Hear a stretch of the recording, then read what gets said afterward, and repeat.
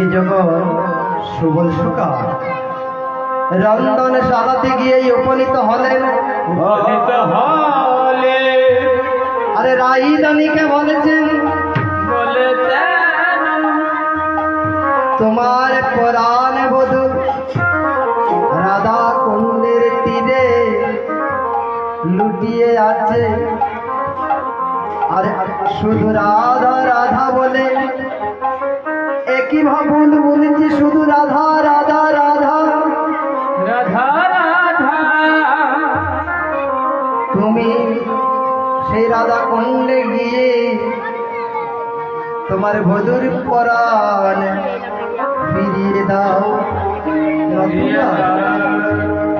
তোমার বধূ পরাণে বাঁচবে না, তোমার বধূ পরাণে বাঁচবে না, বাঁচবে না।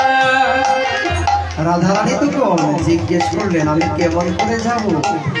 মহাজনের ভাব কি বলছে, এসো এসো দর দর রাখালে নিবেশ করো, এসো এসো দর দর রাখালে নিবেশ করো, এসো এসো দর দর রাখালে নিবেশ করো, এসো এসো দর দর রাখালে নিবেশ করো। সাহস করিয়া যাও ফুটে, সাহস করিয়া যাও ফুটে, এগো সাহস করিয়া যাও ফুটে।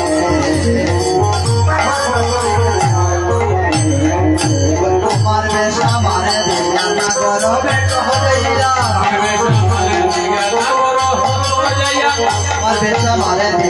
করো বেট হইয়া,